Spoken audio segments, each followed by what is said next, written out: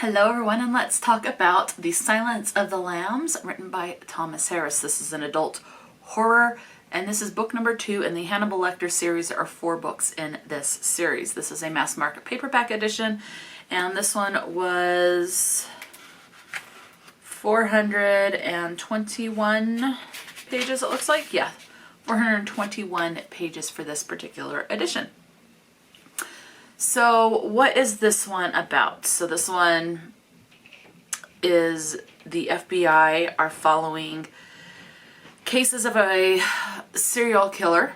They're trying to figure out who the serial killer is and things like that. Your typical law enforcement trying to figure out who the murderer is.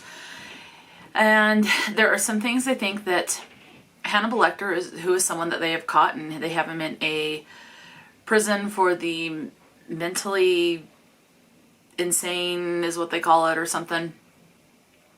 They have him locked up in a hospital, but they think that he can give them insight into this serial killer they're currently trying to catch. They use someone named Clarice who is wanting to go into the FBI. She is currently in school, so they pull her out of school because they think that she can get information from Hanibal Lecter. So they're trying to use Hanibal Lecter, but at the same time he's trying to use them to get some stuff that he wants.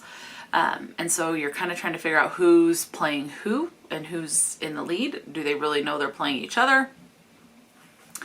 All the while trying to catch this one serial killer. As the story goes on, what I like about this series is it's all mostly, more focused on the FBI trying to catch a serial killer. The closer you get towards from the middle to the end, you start getting perspectives from the serial killer that they are trying to catch. And so you only get a few chapters like that, but I do like that. And that's pretty much what this is. This was published in 1989. We do find out a little bit more about Hanibal Lecter compared to the first book, which was Red Dragon. So we find out just a little bit more, not much, but I think we're going to find out a lot more about Hanibal Lecter come the following 2 books in the series. There was an audiobook available on Everand, and it was narrated by Frank Mueller. And the audiobook is 10 hours and 44 minutes on standard one-time speed. So if you listen at one-time speed, that's how long it'll take you to listen to this particular book.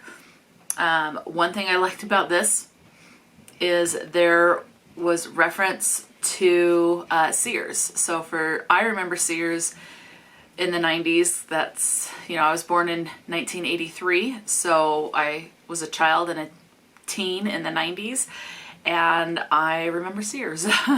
But they're gone. So it was fun to see that reference. Of course, where this was published in 89, of course, it's not surprising that Sears would be referenced. So that's pretty much what this is, without any spoilers, trying to catch a serial killer. And the FBI, I would say, are interacting more with Hanibal Lecter in this book compared to the first book. And there are references in this book to one of the major FBI characters that was predominantly in the first book. So definitely need to read it in order. So that's what it is without any spoilers. So let's get into your representation. It's pretty much all up to you and what you imagine. There are, however, a couple of things that are referenced. You do have LGBT referenced as far as someone being referenced that they are gay. And you do have talk of a person who is transgender. And it specifically mentions this person is a male on hormones, is what is stated in this book. So a transgender woman. What else can we say? So outside of that, it's pretty much going to be up to your interpretation. There might have been some very brief references or mentions of someone's skin tone, but that's it. Outside of that, it's up to your imagination. As far as your content and trigger warnings, it is a horror, so do be aware of that. Horror tends to have a little bit more. The ones that stood out to me, you definitely have talk of cannibalism. It's a horror, so you're going to have gore. You have death and loss of ones that are loved, as well as animal death. So just be cautious. Those are the ones that trigger warnings that stood out to me. If you and I'm sure there's more that I missed. Just if you need to know what certain triggers are, just do your due diligence to research that before you dive into this. That's pretty much all I can say.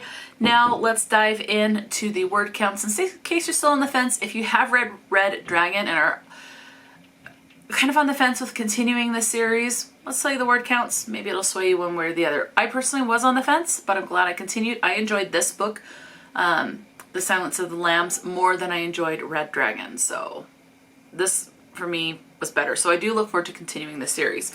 Now, in case you're on the fence, there's a particular word that's going to make you go, no, I'm not going to continue. Let's tell you what the word counts are. We have hell 19 times, son of a bitch 6, penis 3, damn 31, damn it 6, shit 13, turn on once, fuck 26, cunt 3, the name Christ 4, not in a religious context.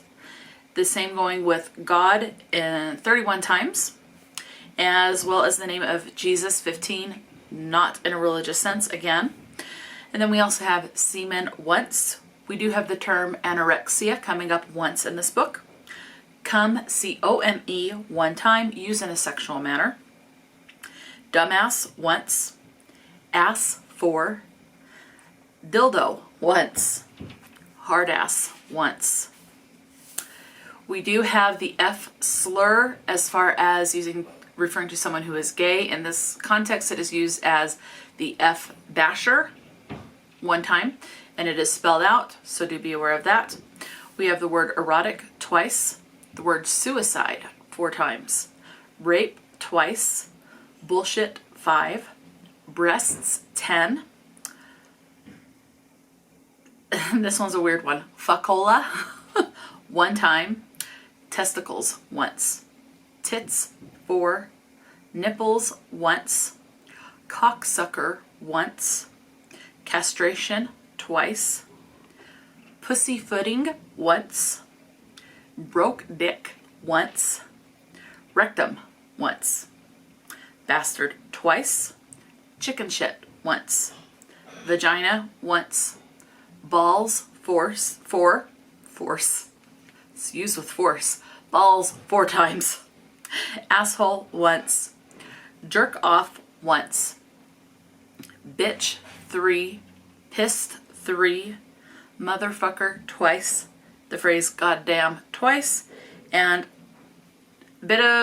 take this one how you will, could be some fat phobia on this, depending on your perspective and stuff, but the word chubby chaser 1 time. So, or maybe someone that is attracted to people who are on the heavier set, and it's however you want to perceive that. So, but the word chubby chaser is in here once. So those are your words. Those are your content and trigger warnings for book number 2 in the Hanibal Lecter series. Let me know, have you read this series? Have you DNF'd it? Are you interested in picking it up, or are you just giving this a hard pass? Let me know your thoughts. Talk to me in the comment section below, and until next time, stay true to yourself and enjoy a good book, and I will talk to you later.